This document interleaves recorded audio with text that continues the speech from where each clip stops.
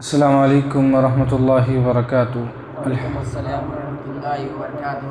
الحمد للہ رب العالمین وبہ نستعین وعلی من تبعہم بإحسان الی یوم الدین، اما بعد، اعوذ باللہ من الشیطان الرجیم، بسم اللہ الرحمن الرحیم۔ فإن آمنوا بمثل ما آمنتم به فقد اهتدوا وإن تولوا فإنما هم في شقاق۔ جیسا کہ پچھلی کلاس میں ہم نے منہج سلف میں صحابہ کی اتباع کیوں ضروری ہے، اس عنوان پر تفصیلی گفتگو کی تھی۔ آج کے کلاس کے اندر جو ہے تابعین اور تبع تابعین کا منہج، صحابہ اکرام کے نقش قدم پر استقامت، یعنی کہ ہم نے اس سے پہلے کے کلاسوں میں بتایا کہ تابعین اور تبع تابعین کون ہیں۔ تابعین ان کو کہا جاتا ہے جو صحابہ کی صحبت کو اختیار کیا، اور تبع تابعین ان کو کہتے ہیں جو تابعین کی صحبت اختیار کی اور ایمان پر رہے۔ پہلا نقطہ، تابعین اور تبع تابعین کون ہیں؟ تابعی وہ ہیں جس نے ایمان کی حالت میں کسی صحابی سے ملاقات کی ہو اور اسلام پر وفات پائی ہو، اور تبع تابعی وہ ہیں جس نے کسی تابعی سے ملاقات کی ہو اور ایمان پر وفات پائے ہوں۔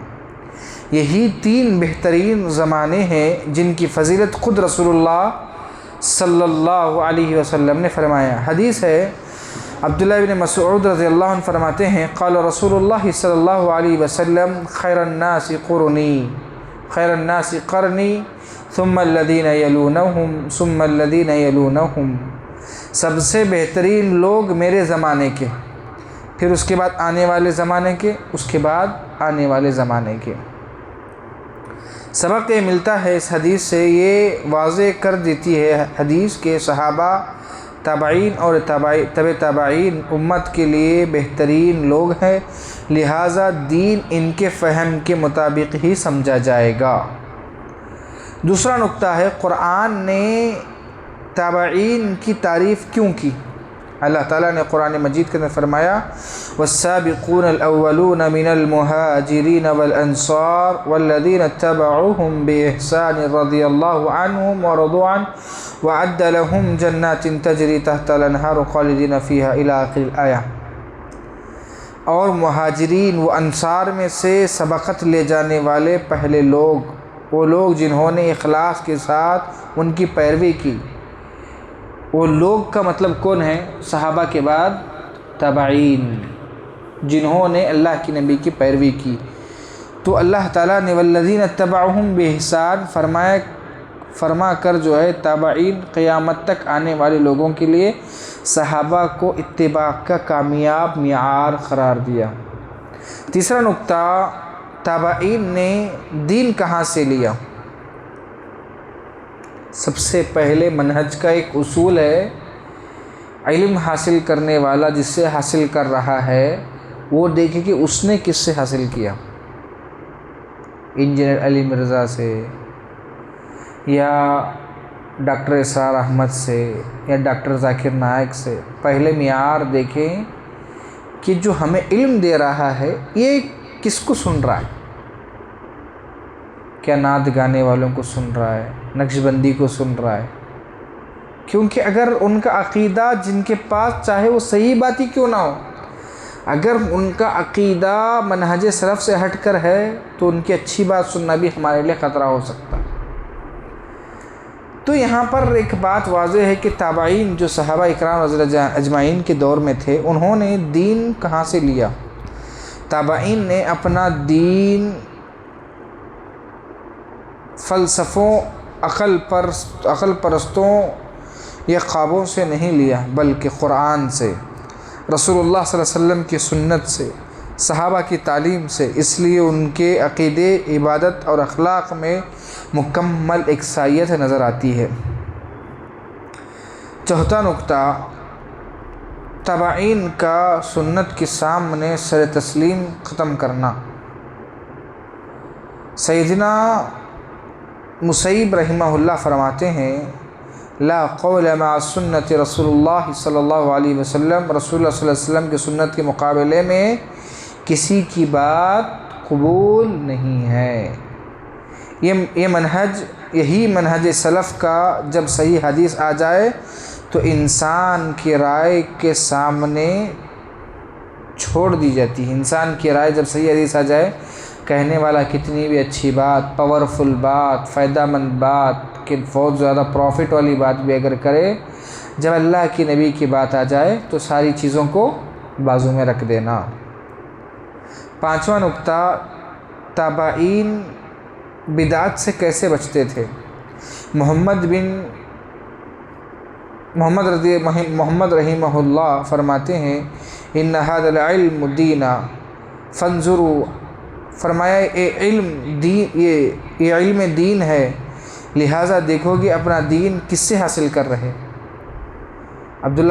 محمد بن سعیرین رحمہ اللہ فرماتے ہیں کہ یہ دین کا علم ہے، لہٰذا تم دیکھو کہ تم کس سے حاصل کر رہے۔ تابعین ہر شخص سے علم نہیں لیتے تھے، بلکہ صرف اہل سنت اور سائقہ علماء سے دین حاصل کرتے تھے۔ چھٹا نقطہ، تابعین نے منہج سلف کو محفوظ رکھا۔ امام مالک بن انس رحمہ اللہ فرماتے ہیں کہ اس امت کے آخری حصے کی اصلاح بھی اسی چیز سے ہوگی جس سے پہلے حصے کی اصلاح ہوئی تھی۔ آج بھی اصلاح کا راستہ صرف قرآن و سنت اور سلف صالحین کا، یعنی کہ جب دین نازل ہوا اس کی اصلاح کیسے ہوئی تھی؟ اس کی اصلاح کتاب و سنت سے ہوئی تھی۔ اب دین کا آخری اسٹیج، قیامت کے قریب ہم زندگی گزار رہے ہیں، اب اس کی اصلاح کیسے ہوگی؟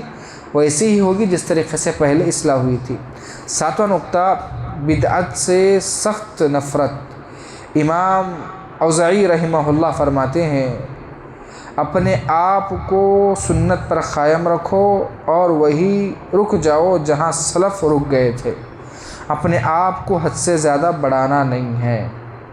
آٹھواں نقطہ، صحابہ کے فہم کو لازم پکڑنا۔ امام سفیان الثوری رحمہ اللہ فرماتے تھے اہل سنت کے ساتھ بھلائی کا معاملہ کرو، کیونکہ وہ بعض اوقات میں لوگوں نے اجنبی راہ جاتے ہیں، یعنی کہ اہل سنت کے ساتھ اچھا معاملہ کرو کیونکہ ان کی بڑی قربانیاں رہی ہیں، علم والوں کی بڑی قدر کرنا چاہیے۔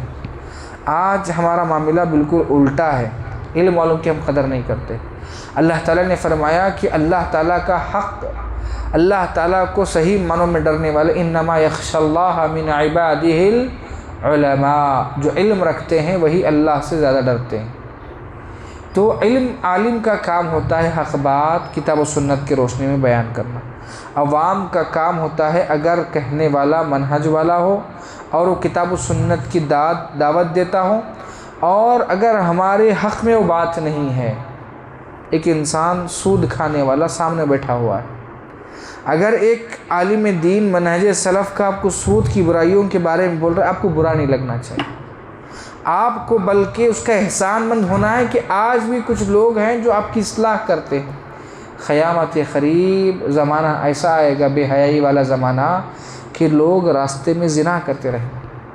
اللہ کے نبی فرماتے ہیں اس میں سے بہترین آدمی وہ ہوگا زنا کو دیکھے گا لیکن منع نہیں کرے گا، بلکہ بولے گا بازو میں جا کے کرو۔ یہ قیامت کی نشانیاں ہیں۔ آج کہیں نہ کہیں علم حاصل کرنے کے معیار میں بھی ہم کیا کرتے ہیں کہ اگر کوئی بات حق بول رہا ہے ہم اس کی بات کو جھٹلاتے ہیں۔ کیوں؟ وہ جہالت ہمارے اندر ہے۔ تو تابعین اور تابعین اور صحابہ کا فہم یہ تھا کہ جب حق بات آتی آمنا و صدقنا کہہ کر اپنی بات کو بازو میں رکھتے اور ایکسیپٹ کرتے۔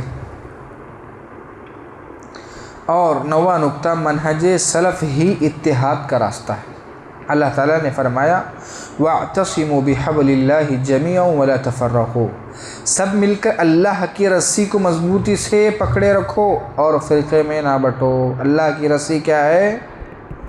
اللہ کی رسی اتباع سنت، اللہ کی رسی منہج سلف، اللہ کی رسی صحابہ اکرام کا فہم، تابعین کا فہم، تابعین کا فہم۔ اللہ کی رسی سے مراد جب انسان اللہ کی رسی کو پکڑنا چاہے تو اللہ کی بتائی ہوئی ہر سنت، ہر اتباع، نبی کریم صلی اللہ علیہ وسلم کی اتباع جب کرتا ہے خود بخود انسان اللہ کی رسی کو پکڑتا ہے۔ جب اللہ کی رسی کو جب انسان پکڑتا ہے وہ کبھی گمراہ نہیں ہو سکتا۔ 10واں نقطہ، آج ہماری ذمہ داری کیا ہے؟ اگر ہم بھی نجات چاہتے ہیں، قرآن کو مضبوطی سے تھامیں، صحیح سنت پر عمل کریں، صحابہ، تابعین اور تبع تابعین کے فہم کے مطابق دین کو سمجھیں۔ بدعت اور ہے اصل دین میں اموار سے بچیں، بے اصول اموار سے بچیں۔ سلف صالحین کے منہج کو اپنی زندگی میں نافذ کریں۔ تو منہج سلف کوئی نئی جماعت یا نیا مذہب نہیں، بلکہ وہی دین جو رسول اللہ صلی اللہ علیہ وسلم نے صحابہ، تابعین اور تبع تابعین کو دیے تھے۔